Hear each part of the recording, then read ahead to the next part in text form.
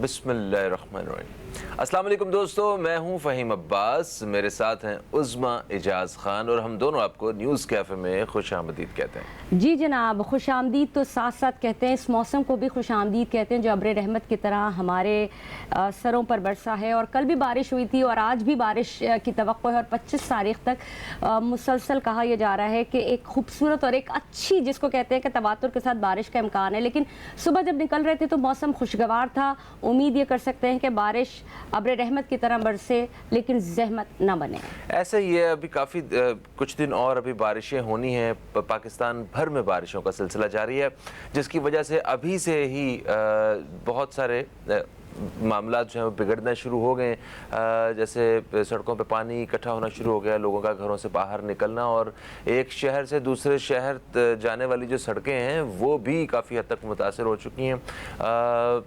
ये इतना पानी जो अभी बरसना है बारिश की शक्ल में, इस पानी को हमने बिल्कुल ज़ाया कर देना है। कोई जगह नहीं है फ़हीम। हम यही बात करते हैं कि अल्लाह ताला की कितनी बड़ी नेमत है, हमारे पास रिजर्वॉयर्स नहीं है जिसके ऊपर हम पानी सेव कर सकें। डैम का मसला आज तक जूं का तूं चल रहा है। कराची में पानी के जितने मसाइल हैं, आप अगर इनका सलूशन की तरफ जाए ना तो हम बहुत सारे ऐसे सलूशन हैं जिसके ऊपर काम किया जा सकता है। सिर्फ एक जगह की बात नहीं करें कि कराची का या जो सिंध के किसी इलाके में पानी नहीं है, जो मेन सिटी है, जो सबसे ज़्यादा रेवेन्यू जनरेट करने वाला शहर है, उस जगह के ऊपर पानी नहीं है। ना गरीब के पास पानी है, ना अमीर के पास पानी है। पानी की ऐसी बुनियादी ज़रूरत है जिसकी हम सबको ज़रूरत है, और कोशिश यही करनी चाहिए कि अल्लाह की सब्र रहमत को रहमत बना के इसको सेव किया जाए। एग्जैक्टली उज़्मा, क्योंकि ये जो रहमत है अल्लाह ताला की, ये कुछ हमारे पाकिस्तानी बहन भाइयों के लिए क़यामत बन के भी टूट चुकी है। काफ़ी सारी हलाकतें भी हो गई हैं इस बारिश से। अभी इसी दुआ के साथ हम आगे बढ़ते हैं कि अल्लाह ताला हम सबको इस बारिश से और इस मौसम से महफूज रखे। और क्योंकि पता है हमारे यहाँ बिजली के हवाले से भी ऐसी कुछ माजी में ऐसी मिसालें देखने को मिली हैं कि जिसमें लोग करंट लगने से बारिश की वजह से जो है ना वो हलाक हुए हैं। अल्लाह ताला सबको महफूज रखे। आगे बढ़ते हैं। हम आप तमाम दोस्तों पे कोई बिजली नहीं गिराना चाहते, मगर मजबूरी है कि हमारी जो आज की सबसे बड़ी खबर है जिसको हमने अपने प्रोग्राम में शामिल करना है वो बिजली की कीमतों के हवाले से ही है। उसमें बताइएगा ज़रा कि बिजली की कीमतों में किस हद तक इजाफा हुआ है इस महंगाई से सताई हुई आवाम के लिए। नाजरीन को अपने बताते चलूँ, दुख की बात यह है, तकलीफ दे बात ना सिर्फ कि किसी गरीब आवाम के लिए, बल्कि हम तमाम तर लोगों के लिए, जितनी भी आवाम यहाँ पे मौजूद है, वो चाहे वो किसी भी क्लास से, उसके लिए बिजली का बम बन के गिरा है। 7.5 रुपये फ़ी यूनिट, 7.5 रुपये फ़ी यूनिट का बिजली में इजाफे की तौसी पेश की गई है और इसको मंजूर भी कर लिया गया। और ये इजाफा रातों रात किया गया है, यानी कि आप ये समझ लें कि रात को इजाफा की समरी मंजूर कर ली गई है। और कहा यह जा रहा है कि आने वाले चंद दिनों में, यानी कि मेरे ख्याल में 3-4 दिन या 5 दिन में पहली तारीख से बिजली के नर्ख बढ़ा दिए जाएंगे। और ये उनके लिए बात की जा रही है कि जिनका 600-700 से ऊपर जो यूनिट है उनका जो बिल बनता है वो इस तरह का होगा। लेकिन 7.5 रुपये फ़ी यूनिट का मतलब एक बहुत बड़ा बम है। और न सिर्फ इससे महंगाई का एक ऐसा बड़ा बम जाहिर होगा जो आपकी सोच से भी बाहर है। और एक और बात, इंतहाई अहम बात, एक मिनिस्टर साहब से बात हो रही थी तो वो एक प्रोग्राम में बैठे हुए थे और वो ये डिस्करेज कर रहे थे सोलर सिस्टम को। ये बड़ी अजीब सी बात है फ़हीम, मैं आपसे भी शेयर करूंगी। वो उन्होंने डिस्करेज किया कि सोलर सिस्टम ना लगाएं, हमारे पास पैसे कहाँ से आएंगे, क्योंकि जो 29 रुपये रेट जो बिजली केएससी खरीद रही थी, केएससी ने अपना रेट 19 रुपये कर दिया सोलर वालों से लेने वाला, और अब वो 9 रुपये पे आने वाले। यानी कि हमें बिजली दी जा रही है 52 रुपये। अभी ये जो 7.5 रुपये इजाफे के बाद 52 रुपये हमें फ़ी यूनिट बिजली दी जा रही है। और हमसे केएससी चाहती है, जो कराची इलेक्ट्रिक है, वो ये हमसे चाहती है कि अभी 19 रुपये और उसके बाद वो 9 रुपये हमसे ले। तो ये तो बहुत ही ज़्यादा जुल्म की बात है। अगर लोगों को एक रिलीफ मिल रहा है सोलर सिस्टम के हवाले से तो उसको इनकरेज करने के बजाय उसको डिस्करेज करें। वो कह रहे हैं कि हम कहाँ से पैसे देंगे, तो ये बहुत बड़ी बात है। मतलब आप सोचें कि इंसान अपनी बिजली खुद पैदा कर रहा है, चाहे आप कर रहे हैं चाहे मैं कर रही हूँ, या जो गरीब लोग भी, अगर उनको 2 कोई सोलर की प्लेट मिल रही है और उनके घर में 2 पंखे और अगर एक लाइट जल रही है तो वो उसको भी डिस्करेज किया जा रहा है। फ़हीम, ये बड़ी तकलीफ दे बात है। ऐसा ये है, हालांकि इसके ऊपर हुकूमत की तरफ से सपोर्ट होनी चाहिए, क्योंकि दुनिया भर में जो कुदरती वसाइल होते हैं उनको यूटिलाइज़ किया जाता है। हमारे यहाँ पे समंदर के हवाले से भी देखा जाए तो एक ہمارے پاس اتنا بڑا ایریا سمندر کا موجود ہے تو اس کے کناروں پہ پن چکیاں لگائی جا سکتی ہیں, اس سے بجلی حاصل کی جا سکتی ہے. سولر انرجی جو ہے اس پہ پوری دنیا نے فوکس کیا ہوا ہے اور پوری زیادہ سے زیادہ کوشش کی جا رہی ہے کہ پیٹرول اور تیل جلائے بغیر جو ہے نا وہ ہم انرجی جو ہے وہ حاصل کر سکیں. مگر یہ بڑی ایک تشویشناک بات ہے. ہمیں اس حوالے سے عوام کو سپورٹ کرنے کی ضرورت ہے. عوام کی اس وقت جو ہے نا وہ ہڈیاں پس چکی ہیں مہنگائی کی وجہ سے. ابھی آگے پھر آپ کے پاس کوئی پلان نہیں ہے کہ یہ بجلی کی قیمتیں کم ہو جائیں گی کہ چلیں ہم عوام سے ایک دفعہ درخواست کر دیں انہیں کہ بھئی وقتی طور پہ آپ سے جو ہے نا زیادہ قیمتیں ہم وصول کر رہے ہیں. ایسی کوئی بات ہی نہیں ہے عثمہ. یہ انہوں نے صرف اور صرف جو ہے نا وہ ایک دفعہ چیزوں کی قیمتیں بڑھائی ہیں. آگے جب دوبارہ انہوں نے وہ قرضے لینے ہیں تب اور قیمتیں بڑھیں گی. اللہ تعالیٰ رحم کرے. تھوڑا سا ایک ایڈیشن میں بتا دوں, آپ نے کہا نا کہ یہ چیزیں نہیں بدلتے, یہ اپنی وزارتوں میں تو خوب رد و بدل کر رہے ہوتے ہیں. ابھی آپ کو لیٹسٹ آپ کو پتہ لگا جو اسحاق ڈار ہیں وزیر خزانہ, ان کو نائب صدر بنانے کی بات کی جا رہی ہے. اللہ خیر کرے گا, جو بھی ہوگا عوام کی پسند سے ہونا چاہیے. ہم ایک وقفے کی طرف بڑھیں گے مگر وقفے پہ جانے سے پہلے آپ کو ایک اچھی خبر وہ بھی پروگرام میں شامل کرتے چلتے ہیں آپ کے لیے. کل پاکستان شاہینز نے, پاکستان اے ٹیم جو ہے اس نے انڈیا اے ٹیم کو ایمرجنگ ایشیا کرکٹ کپ میں سری لنکا میں جس کا فائنل ہوا ہے اس میں ہرا دیا ہے. ایک بڑے مارجن کے ساتھ ہرایا ہے. 350 سے زیادہ رنز جو ہیں وہ پاکستان شاہینز نے کیے اور انڈیا جو ہے وہ اس کا تعاقب نہ کر سکی.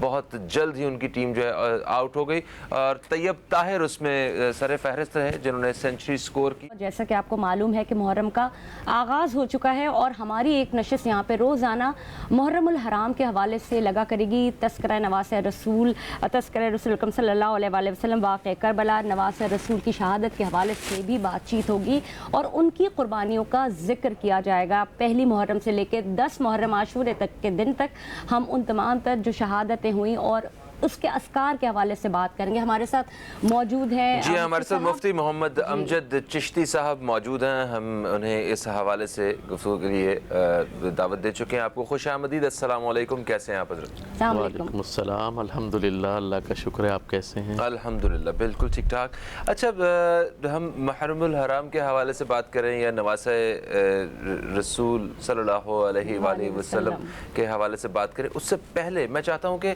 اس مہینے کے بارے میں ہمیں اور ہمارے ناظرین کو کچھ بتائیے گا کہ محرم الحرام کی کیا عظمت ہے اور یہ مہینہ ہر مسلمان کے لیے کتنا ضروری ہے. ہم یہ تو سنتے ہیں کہ اسلام زندہ ہوتا ہے ہر کربلا کے بعد اور ہر کربلا کا جو ذکر ہے وہ اس مہینے میں ہم بہت زیادہ کرتے ہیں, ان واقعات پہ بھی ہماری نظر ہوتی ہے. تو اس پہ روشنی ڈالیے گا.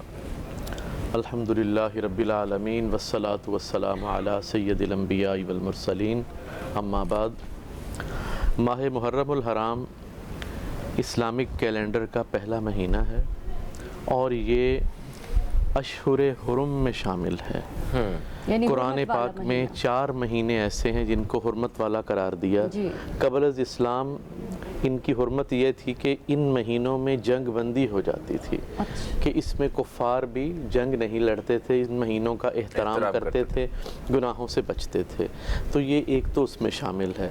دوسرا یہ ہمارا پہلا مہینہ ہے. تیسری اس کی فضیلت یہ ہے کہ یہ وہ مہینہ ہے کہ جس کو حرمت والا کہا گیا اور ڈبل حرمت. محرم پھر اس کے ساتھ لگایا گیا حرام کہ اس کی انتہائی حرمت ہے. اور اس کی وجہ یہ بھی ہے کہ انبیاء کرام علیہم السلام کے جو واقعات ہیں وہ عموماً اس ماہ کے اندر پیش آئے ہیں. اچھا, تاریخی طور پہ یہ مہینہ بڑا اہم ہے. جیسے نوح علیہ السلام کی کشتی کوہ جودی پہ ٹھہرتی ہے 10 محرم کے دن. اسی طرح نارے نمرود جو ہے وہ گلزار ہوتی ہے حضرت ابراہیم علیہ السلام پر 10 محرم کے دن. تو اس لحاظ سے بھی 10 محرم کو بڑی فضیلت ہے, اس مہینے کی بڑی فضیلت ہے. اور پھر میں بڑا شارٹلی اس طرف آ رہا ہوں کہ قیامت جو ہے وہ بھی 10 محرم کے دن آنی ہے. اچھا, قیامت جب ہوگی تو محرم کی 10 تاریخ ہوگی اور جمعے کا دن ہوگا. تو یہ بھی منسوب ہے اس کے ساتھ. اور پھر ہمارے لیے جو ہے سب سے عمدہ چیز کہہ دیں کہ اللہ کے نبی صلی اللہ علیہ وسلم نے ارشاد فرمایا جو کوئی 10 محرم کا روزہ رکھے گا اللہ تبارک و تعالی اس کے گزشتہ سال کے تمام صغیرہ گناہوں کو معاف فرما دے گا.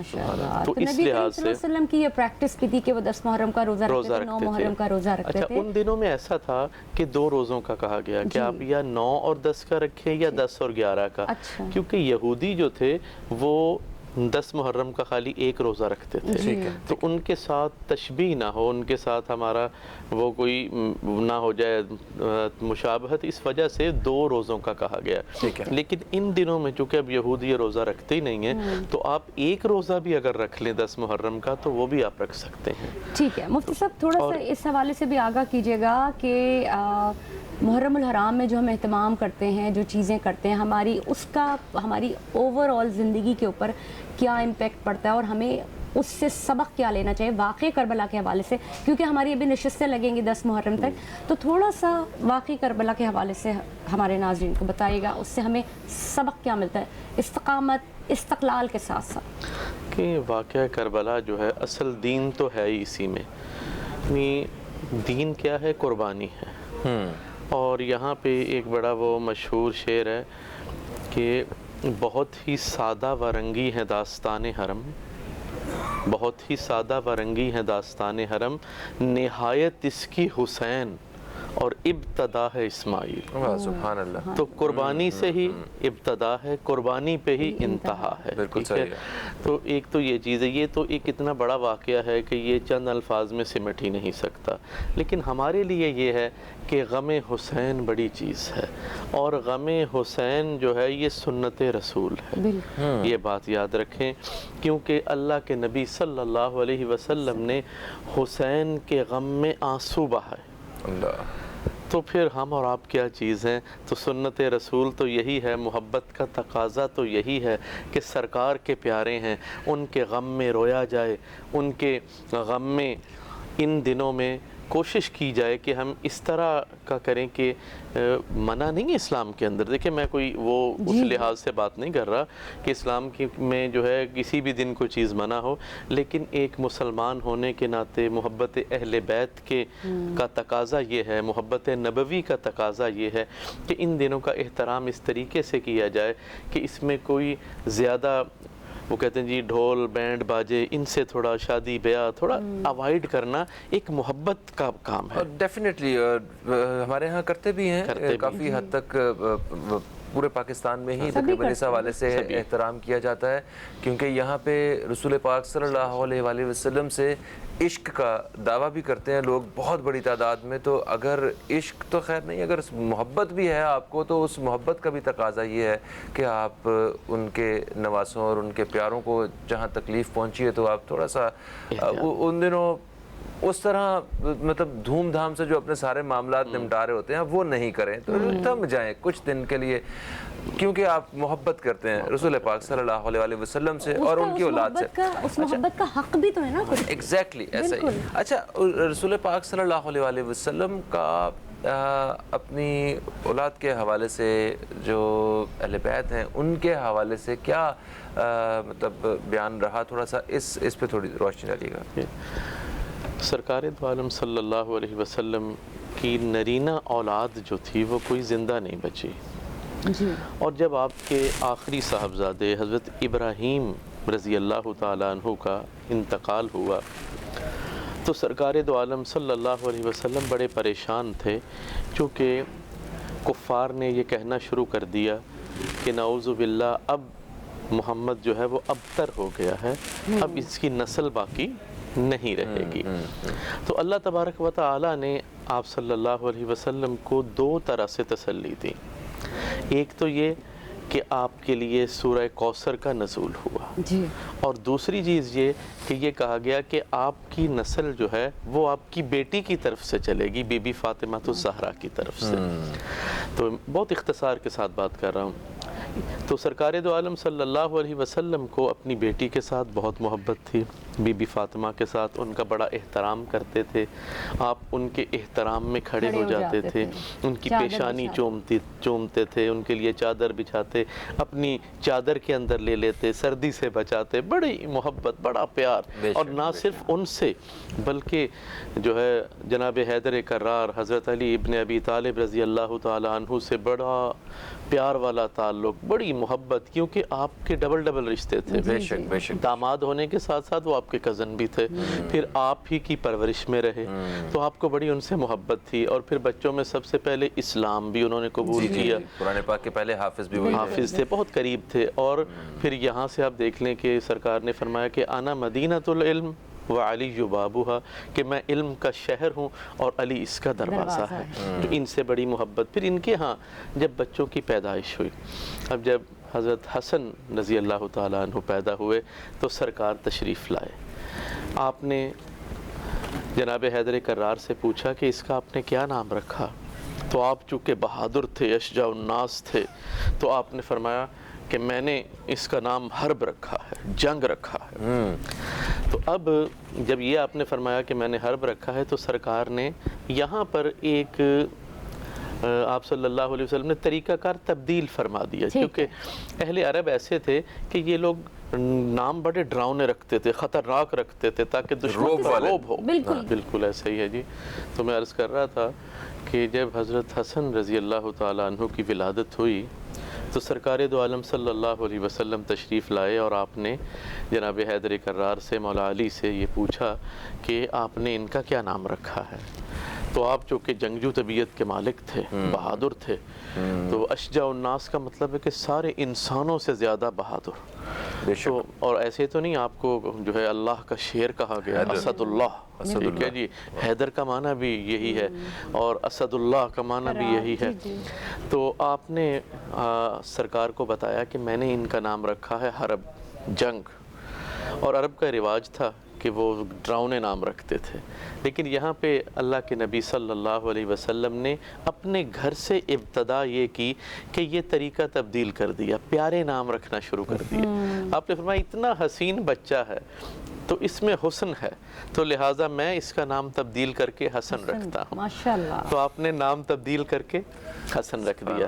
اچھا، پھر آپ نے ان کو گٹی دی، یعنی اپنا لعاب پاک ان کے منہ میں ڈالا، تو یہ کتنی بڑی بات کہ ان کو دنیا کے اندر جو سب سے پہلی غذا ان کے منہ میں گئی وہ سرکار دو عالم صلی اللہ علیہ وسلم کا لعاب دہن۔ سبحان اللہ۔ اور ان سے پہلے ان کے والد حضرت علی کرم اللہ وجہ کو بھی تو یہی خوراک ملی، یہی خوراک ملی، تو ان کا تو خیر بات ہی الگ ہے۔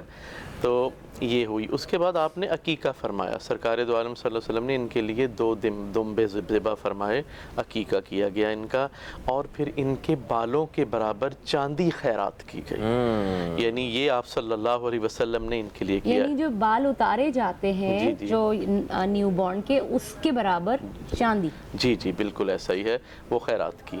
پھر اسی طرح جب امام حسین پیدا ہوئے تو پھر سرکار تشریف لائے، پھر پوچھا کہ علی آپ نے کیا نام رکھا ہے، تو آپ نے پھر وہی بات کہی، آپ نے کہا جی میں نے اس کا نام حرب رکھا ہے، تو سرکار نے پھر نام تبدیل فرمایا، آپ نے کہا نہیں علی اتنا پیارا بچہ، اس کا نام حرب نہیں، اس کا نام میں حسین رکھ رہا ہوں، اور پھر فرمایا یہ میں نے جو ہے شبر اور شبیر کے وزن پہ یہ دونوں نام رکھے ہیں، حسن اور حسین۔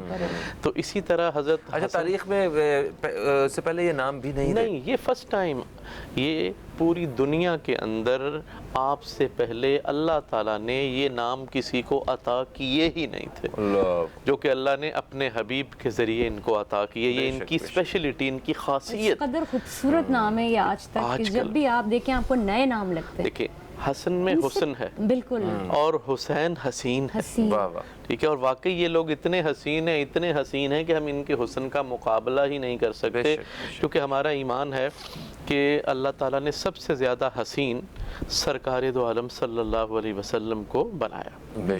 اور ان دونوں بھائیوں کا عالم یہ تھا کہ ایک دفعہ امام حسین کو مولا علی نے اپنی گود میں اٹھایا ہوا تھا کہ ایک صحابی آ گئے، کہنے لگے کہ یا علی یہ بچہ کس کا ہے؟ تو آپ نے فرمایا یہ میرا بچہ ہے۔ کہنے لگے نہیں یہ آپ کا بچہ نہیں ہے۔ پھر کہا نہیں میرا بچہ ہے۔ بات بڑھتی گئی یہاں تک کہ مولا علی کہنے لگے کہ خدا کی قسم یہ میرا بیٹا ہے۔ تو آپ نے آگے جو صحابی تھے وہ کہنے لگے کہ علی کیسی عجیب بات ہے کہ ابن العلی شبہ نبی، کہ بیٹا تو علی کا ہے لیکن چہرہ مصطفیٰ کا ہے۔ یعنی اتنی شباہت نبی پاک صلی اللہ علیہ وسلم کے ساتھ ان کی تھی، اتنا حسن تھا ان میں، اتنے حسین تھے، بلکہ یوں کہا جاتا ہے کہ جب یہ دونوں بھائی چل کے آتے تو ایسا لگتا کہ مصطفیٰ آ گئے ہیں، سبحان اللہ، اتنے پیارے تھے حسنین کریمین۔ اور پھر سرکار کی آغوش میں کھیلے، سرکار نے ان کے لیے سجدے طویل کیے، سرکار نے ان کا پیار کیا، سرکار نے اپنے سینے پہ سلایا، ان کے لیے خطبہ تک چھوڑ دیا۔ جمعے کا خطبہ جو ہے وہ قائم مقام ہے 2 رکعتوں کے، ظہر کی 4 رکعتیں ہیں لیکن جمعے کی ہم 2 پڑھتے ہیں، تو 2 رکعتوں کے قائم مقام 2 خطبے ہیں، لیکن اللہ کے نبی نے وہ خطبہ چھوڑ کے اپنے بازو پھیلا دیے حسنین کریمین کے لیے۔ ان کا مقام و مرتبہ ایسا۔ اور پھر جب ان کے بارے میں پتہ چلا کہ ان کو مظلومانہ شہید کیا جائے گا تو پھر سرکار دو عالم صلی اللہ علیہ وسلم کی آنکھوں میں جو آنسو آئے۔ بی بی ام سلمہ رضی اللہ تعالی عنہ فرماتی ہیں کہ ایک دفعہ سرکار بیٹھے تھے تو آپ نے فرمایا کہ اندر کسی کو آنے نہ دینا، آج مجھ سے ایک فرشتے نے ملنے آنا ہے، اندر کوئی نہ آئے، دھیان رکھنا۔ تو کہنے لگی کہ میں پہرے دار بن گئی کہ میں کسی کو اندر نہیں آنے دوں گی۔ اتنے میں امام حسین دوڑتے ہوئے آئے، کہ ہماری کیا مجال کہ ہم ان کو روکتے، اندر چلے گئے۔ اور جب تھوڑی دیر بعد کہنے لگے کہ میں قریب آئی، میں نے دیکھا تو سرکار نے گلے سے لگایا ہوا، دونوں ہاتھ یوں رکھے ہوئے ہیں اور یوں ہل رہے ہیں، داڑے مار کے سرکار رو رہے ہیں۔ اللہ تو بی بی ام سلمہ فرماتی ہیں کہ میں نے عرض کی یا رسول اللہ صلی اللہ علیہ وسلم آپ کیوں رو رہے ہیں؟ تو آقا نے فرمایا ام سلمہ میرا اس بچہ جو ہے یہ بڑا مظلوم ہے، اس کو میری امت کے ہی کچھ لوگ مظلومانہ طریقے سے شہید کر دیں گے، اس لیے میں رو رہا ہوں، اس کی محبت میں رو رہا ہوں۔ تو حسین کے غم میں رونا، حسین کی محبت میں رونا، آج میں یہاں اعلان کہہ رہا ہوں کہ یہ محبت رسول بھی ہے اور یہ ایمان کا تقاضا بھی ہے اور یہ سنت نبوی ہے۔ اللہ امام حسین کا مقام اتنا بلند ہے، اتنے اونچے لوگ، تربیت ان کی سرکار نے فرمائی۔ امام حسین فرماتے ہیں، سر ایک مختصر پروگرام اپنے اختتام کی طرف بڑھ رہا ہے، مطلب ہماری امت میں سے مسلمانوں میں سے ہی لوگ امام حسین علیہ السلام کو شہید کیوں کرنا چاہتے تھے؟ کہ منافقین جو تھے وہ بہت زیادہ تھے اس وقت، جو بظاہر تو ایمان لے آئے تھے لیکن اندر سے انہوں نے اسلام قبول نہیں کیا تھا، اور یہی وہ لوگ تھے کہ جو منافق کہلائے، اور منافقین کے لیے اللہ کے نبی نے فرمایا کہ وہ جہنم کے سب سے نچلے طبقے میں ہوں گے، اور قرآن میں بھی ہے۔ اینی وے ہم اس طرف نہیں آتے، ہم اس طرف آتے ہیں مختصراً آپ سے ہم یہ جاننا چاہتے ہیں کہ حق اور باطل کا فیصلہ اگر ہم نے اپنی زندگیوں میں کرنا ہے تو وہ کیسے ہمیں کرنا چاہیے، جو کہ اس پورے مہینے اور اس گفتگو کا نچوڑ بھی ہے؟ کہ حسینیت یہی ہے کہ آپ کے سامنے جب کوئی ایسا مسئلہ درپیش ہو کہ جہاں حق بھی ہو اور باطل بھی ہو تو آپ نے حق کو چوز کرنا ہے، حق کی طرف جانا ہے۔ اور یہاں پہ تو خاص ہمیں یہ سبق مل رہا ہے، جیسے میری پہلے بھی آپ سے وہ بات ہو رہی تھی کہ آج کے دور میں بیعت جو ہے وہ ووٹ کی حیثیت رکھتی ہے، تو اس لیے ہم آج بھی اگر ووٹ کسی کو دیں تو سوچ سمجھ کے دیں کہ یہ اسی طرح ہے جس طرح کہ امام حسین نے یزید کی بیعت سے انکار کر دیا تھا، اسی طرح ان کے نقش قدم پہ چلتے ہوئے، ان کی سنت پر عمل کرتے ہوئے آج ہمارے لیے بھی یہی ہے کہ ہم باطل کو ووٹ نہ دیں۔ اچھا مفتی صاحب، یہی ہے کربلا کا جو ہمارا جو کربلا کا واقعہ سے ہمیں سبق یہ ملتا ہے کہ جس طرف سارے تیر ہو جائیں سمجھ جاؤ وہ حق پہ، جس طرف سارے تیر ہو جائیں اس کو گرانے پہ لگ جائیں تو وہ حق پہ ہم نے یہ دیکھا شہادتیں دیکھی اور بہت قریبی لوگوں کی شہادتیں دیکھی. اس سے ہمیں جو صبر، شجاعت، ہمت کا درس ملتا ہے اسے ہم اپنی زندگیوں میں انڈلج کریں. اور یہ بات بالکل سچ ہے کہ حق اور باطل کی شناخت کیسے کریں. تھینک یو سو مچ. آپ تشریف لائے امجد چشتی صاحب. پروگرام کا وقت اپنے اختتام کی طرف آ گیا ہے اور یقیناً جو حق ہوتا ہے آپ کو اندر سے آواز آتی ہے کہ یہ سچ ہے اور یہی حق ہے اور اسی کا ہمیں ساتھ دینا ہے.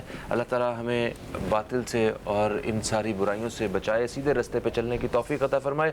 اسی کے ساتھ مجھے عظمیٰ اعجاز خان کو نیوز کیفے کی ٹیم کو دیں اجازت.